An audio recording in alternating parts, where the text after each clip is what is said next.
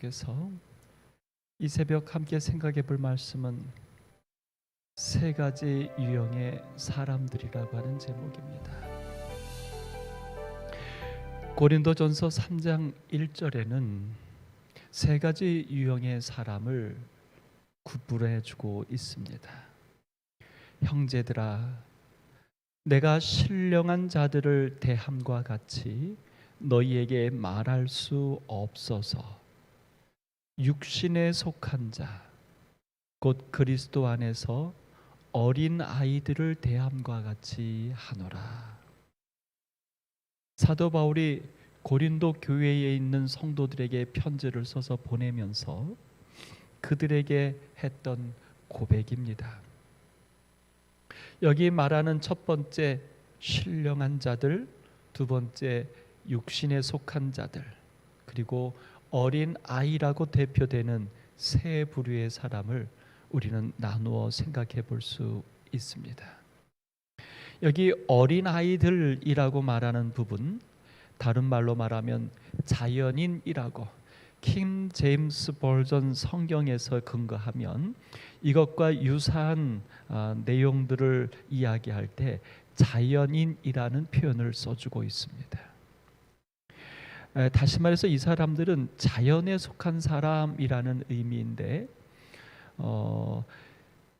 성경 안에서 자연스럽다, 자연에 속했다라고 말하는 것은 무엇을 이야기하냐면 아담과 하와 이후로 이 세상에 태어난 사람들, 그 사람들의 원래 모습 그대로를 가지고 있다. 결국 아시는 것처럼 아담과 하와 이후로 이 땅에 태어난 우리는 다 죄 아래 태어났습니다. 그러니까 자연인이라고 말하는 것은 죄 아래 태어난 그대로의 삶을 사는 사람들을 이야기하는 표현입니다. 여기 표현 안에서는 그리스도 안에서 어린 아이들이라는 표현은 신앙을 하지만 어린 아이처럼 단순하다, 깨끗하다라는 개념이 아니라 어린 아이처럼 어린 신앙을 갖고 있다라는 표현이죠. 그러나 그리스도 밖에서라고 말하면 하나님을 알지 아니하는 죄인의 모습 그대로 살고 있는 사람을 자연인이라고 이야기합니다. 근데 여기 한 사람이 있습니다. 신령한 자들입니다. 령, 성경에서 영은 성령을 얘기하죠. 거룩한 영이 함께하는 자들, 이런 사람들을 향하여 영적 또는 신령한 사람들, 다시 말해서 하나님과 풍만한 관계를 맺은 사람들. 그러니까 아까 말했던 어린아이 자연인들은 하나님과 어떤 관계도 맺지 않고 그저 자기의 생각대로 사는 사람들, 그것과 반대되어서 신령한 자들이라고 하는 것은 그들의 생각이 영이 신령한 사람들, 하나님과 밀접한 연관을 맺으며 사는 사람들입니다. 근데 여기 또 한 가지 사람이 있습니다. 육신에 속한 자입니다. 근데 이 육신에 속한 자는 바로 형제들아라고 하는 이 표현 속에서 나옵니다. 형제들아, 너희에게 말할 수 없어서 육신에 속한 자, 곧 이렇게 나오죠. 결국 육신에 속한 자는 어떤 사람이냐면 하나님을 알고는 있지만 하나님과의 관계가 온전히 하나 된 관계는 아닌 그런 신앙인들을 이야기합니다. 이런 사람들을 향하여 그리스도인이긴 하지만 육신에 속한 사람이다. 아직도. 오늘 그래서 교재에서는 이렇게 말해줍니다. 자연에 속한 사람, 영적 사람, 육신적 사람이란 성경적 용어들은 사람의 가치를 헤아리려는 목적으로 사용된 것이 아니고 단지 사람과 하나님과의 개인적 관계를 묘사하고 있을 뿐이다. 그러니까 자연인은 하나님과 전혀 관계를 맺고 있지 않으며 사는 사람들을 이야기하고, 육신에 속한 사람은 하나님을 알고는 있지만 밀접한 관계를 맺고 있지 않는 사람이고, 신령한 자들은 하나님과 밀접한 관계를 맺으며 사는 사람들이죠. 그러면 오늘 우리가 이야기하는 남은 자손은 어디에 속하는가? 남은 자손에 대한 이야기는 분명히 성경에 말합니다. 시온산에 어린 양과 함께 섰고 그들의 이마에는 하나님과 어린 양의 이름이 쓰여진 것이 있고 어린 양이 어디로 인도하든지 따라가는 자다. 벌써 이 사실만 요약해 보아도 그런 사람들은 신령한 자들인 것입니다. 하나님과 밀접한 관계를 맺으며 사는 사람들, 그 사람들이 남은 자손인 것입니다. 그러나 여기 우리가 생각해 볼 것이 있습니다. 여기 신령한 자들뿐만 아니라 육신에 속한 자들, 그 다음에 자연인으로 대표되는 어린아이들까지도 사도 바울은 이렇게 부릅니다. 형제들아, 형제들아. 그렇습니다. 우리가 하나님과 어떠한 관계를 지금 맺고 있든지 관계없이 우리는 모두 하나님의 자녀입니다. 그래서 하나님의 독생자로 이 땅에 탄생하셨던 예수님은 우리 모두를 향하여 사도 바울의 고백처럼 형제들아라고 부르고 계십니다.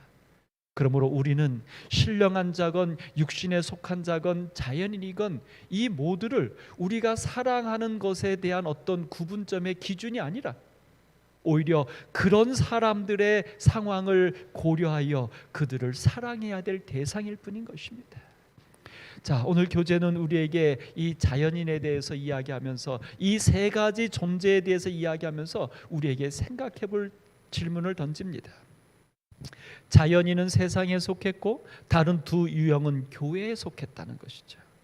물론 이제 오늘 제가 설명한 곳으로 가면 이 자연인도 사실은 하나님의 자녀이니까 하나님의 품 안에 있는 것입니다. 저는 그렇게 구별하고 싶습니다. 이 교재를 쓰신 목사님은 자연인을 하나님과 아무런 관계가 없는 이방 사람으로 설명을 하지만 사실 이 땅에 태어나 있는 모든 것들은 하나님의 창조물이고 하나님의 사랑이 있으니까 전혀 무관하지 않습니다. 단지 내가 그 하나님을 인식하지 못할 뿐이지 하나님은 그와 관계가 있는 것으로 믿습니다.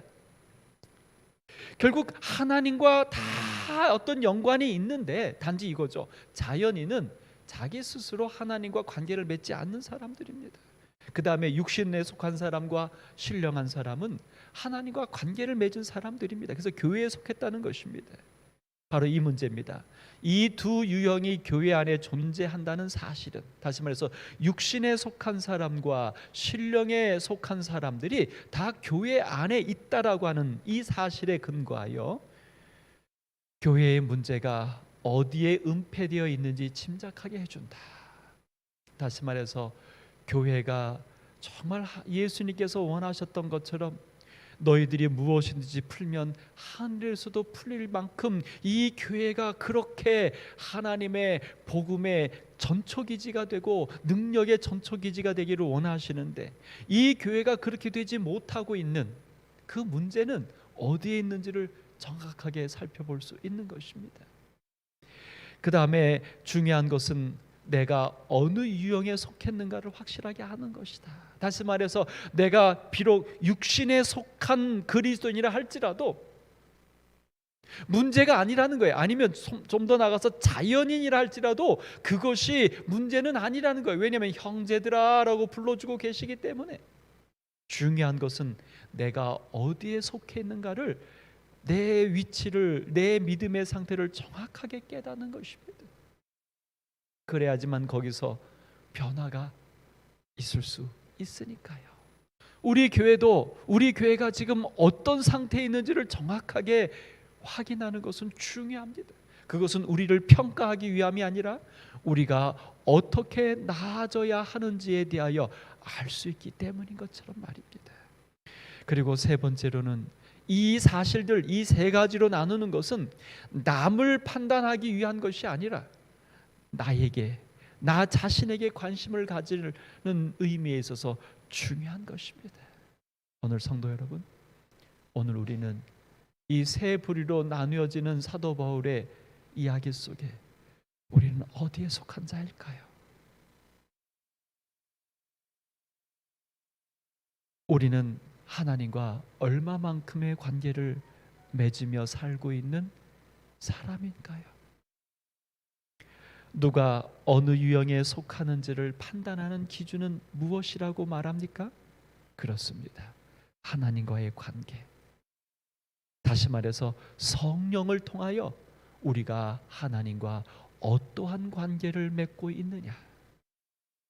오늘 하나님께서 우리들 속에 그 로마서에서 성령이 말씀하신 것처럼 말할 수 없는 탄식으로 마땅히 빌 바를 알지 못하는, 지금 내가 어떤 문제가 있고 그래서 내가 무엇을 구해야 되는지도 모르는 우리들을 위하여 말할 수 없는 탄식으로 기도하시는 성령이, 그 성령의 기도가 오늘 우리의 마음을 울리기고 우리를 하나님께로 인도해 주시기를 간절히 소망합니다. 정말 어느 때보다도 우리에게 필요한 성령의 역사입니다. 여기 자연인에 대하여 고린도전서 2장 14절을 킴 제임스 버전을 통하여 번역한 내용으로 보면 여기 자연인이라는 표현이 이렇게 나옵니다. 그러나 자연인은 하나님의 영의 일들을 받아들이지 아니하나니, 그러니까 성령의 역사를, 감동을 받아들이지 않는다 사람들이라고요. 이는 그 일들이 그 사람에게는 어리석게 여겨지기 때문이요. 그러니까 그 사람이 왜 성령의 감동을 안 받아들이냐면 그렇게 받아들여서 하는 것이 어리석다라고 생각한다는 거죠. 또 알 수도 없나니 이는 그들이 영적으로만이 분별되기 때문이다. 그러니까 우리의 생각이 영적이어야지만 그 성령의 감동하심을 받아들이고 그것이 얼마나 아름다운지를 느끼는데, 영적이지 않기 때문에 그 영적인 마음의 감동이 올지라도, 그런 상황이 벌어질지라도 받아들이지 않는다는 거예요. 오늘 마치 이런 모습들 아니겠습니까? 우리의 매일의 삶 속에서 성령이 우리 속에 함께 하시고 하나님의 은혜가 우리 속에 함께 하는데 우리는 그걸 인지하지 못하고 살아요. 감동받지 않고 살아요. 교재 38쪽 39쪽에는 그래서 이렇게 말합니다. 자연인은 성령과 전혀 무관한 사람입니다. 자연인은 세상에 속하여 살기 때문에, 속하다, 그러니까 그들의 이마에 하나님과 어린 양의 이름이 쓰여진 게 아니라 그들의 이마에는 그냥 세상이 있는 거예요. 그들의 모든 삶의 목적, 그들의 삶의 모든 기준은 그냥 세상인 것입니다. 하나님에 관하여 전혀 관심이 없거나 좀처럼 관심을 가지지 않습니다. 성도 여러분, 오늘 우리는 매일 똑같은 일상을 반복하며 살고 있습니다. 근데 한번 반문해 보십시다.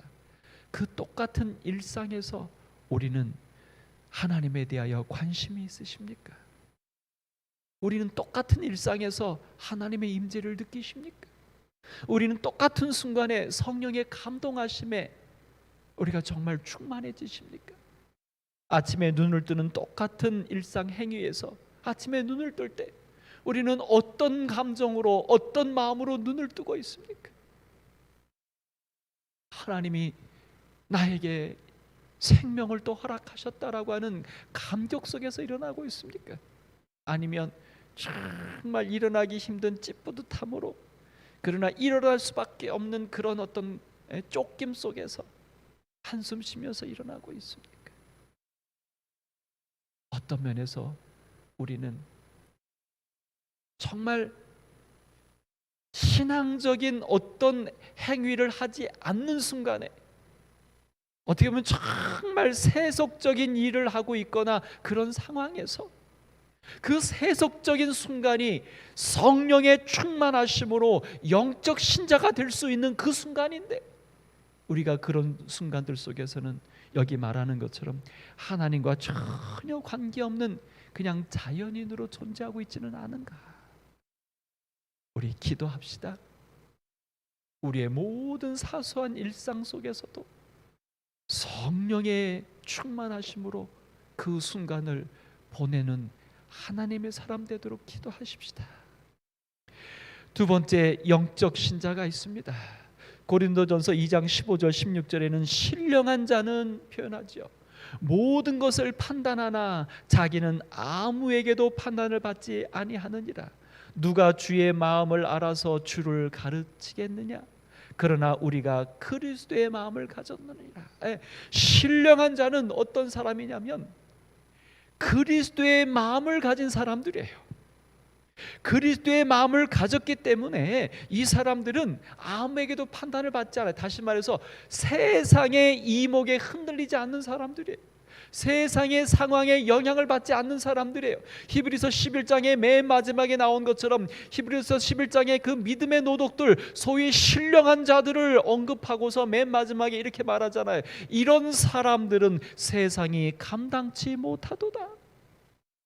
내 삶에 어떠한 일이 일어나도 이런 사람들은 흔들리지 않아요. 왜냐하면 그들의 속에는 예수의 마음을 가졌기 때문에. 오늘 교재 38, 39쪽에는 말합니다. 영적인 사람은 참 그리스도인입니다. 그는 성령으로 충만하기 때문에 영적이라 불립니다. 아멘. 영적인 사람은 성령과 친밀하고 계속 성장하는 관계를 유지하고 있습니다. 근데 어떻게 이렇게 되냐면 예수께서 그의 삶의 중심에 계십니다. 영적 신자에 대해서 로마서 8장에서는 이렇게 언급해주고 있어요. 사도 바울이 얘기하는 표현입니다. 영적 신자를 다른 말로 그리스도 예수 안에 있는 자. 아멘. 그리스도의 사람. 아멘. 하나님의 아들, 그리고 하나님의 상속자다. 오늘 여러분과 제가 되기를 간절히 소망합니다.